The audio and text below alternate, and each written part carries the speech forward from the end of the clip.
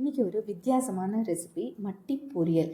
நத்தையில் ஒரு வெரைட்டி இது. நத்தையில் 3 வெரைட்டி சொல்கிறாங்க. மட்டி, மட்டிக்கல், சிற்பி, கிளாம்ஸ், முசல்ஸ், ஆயிஸ்டர். இது 3மே வந்து சாப்பிட்ற வெரைட்டி தான்.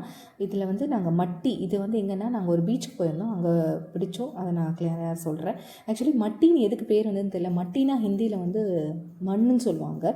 ஸோ ஆக்சுவலி இதில் வந்து பேருக்கு ஏற்ற மாதிரி தான் இருந்துச்சு. பயங்கர மண். இது வந்து ஓவர் நைட்ஸ் நான் வந்து ஒரு தண்ணியில் போட்டு ஊற வச்சுட்டு மண் கக்கும் அப்படின்னு சொல்லிட்டு சொன்னாங்க. ஸோ அதுக்கப்புறம் வந்து மஞ்சத்தூள் உப்புலாம் போட்டு நான் பாயில் பண்ணேன்.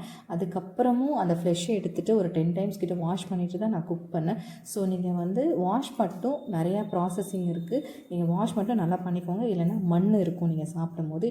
இதில் நிறைய ஹெல்த் பெனிஃபிட்ஸ் என்னென்னு பார்த்தீங்கன்னா, ப்ரோட்டீன் அதிகமாக இருக்குது, விட்டமின் B12 இருக்குது, இதில் கொழுப்பு சத்து கம்மி தான், அயன் இருக்குது, இதில் செலீனியம் அண்ட் மினரல் இருக்குது, அப்புறம் இம்யூன் சிஸ்டம் வந்து பூஸ்ட் பண்ணும். இது வந்து பர்டிகுலராக பார்த்திங்கன்னா மேல் ஹெல்த், இது வந்து ஆண்களுக்கு ரொம்ப நல்லது. ஏன்னா இதில் omega-3 CO-Q10 அப்படின்ற ஒரு ப்ரோட்டீன் இருக்கிறதுனால அவங்களுக்கு ஆண்மை குறைபாடெல்லாம் இருக்குது இல்லைங்களா, ஃபர்டிலிட்டி ப்ராப்ளம்ஸ்லாம் இருக்குது இல்லைங்களா, அதுக்கெலாம் இது வந்து நல்ல ஃபுட்டு. ஸோ நீங்கள் ட்ரை பண்ணுங்கள். ஜிங்க் இதில் இருக்குது, அப்புறம் வந்து B12, விட்டமின் D இருக்குது, பிரெயின் ஃபங்க்ஷனுக்கு ரொம்ப நல்லது. சைடு எஃபெக்ட்ஸ் அப்படின்னு பார்த்தீங்கன்னா இதில் மினரல் செலீனியமும் மெர்க்யூரியும் கண்டென்ட் கம்மியாக தான் இருக்குது. பட் இருக்கிறதுனால அளவுக்கு அதிகமாக இதை வந்து நம்ம எடுத்துக்கக்கூடாது. இது வந்து நாங்கள் பூர்ணாங்குப்பம் பீச்சுக்கு போனோம். பூர்ணாங்குப்பம்குள்ளார புதுக்குப்பம், அங்கே தான் வந்து அங்கே மீன் பிடிச்சிட்டு இருந்தாங்க. ப்ளஸ் இது வந்து நிறைய பேர் அது வந்து எடுத்துகிட்டு இருந்தாங்க. அலை அடிக்கும் போதெல்லாம் நிறைய மட்டி வந்துகிட்டே இருந்தது.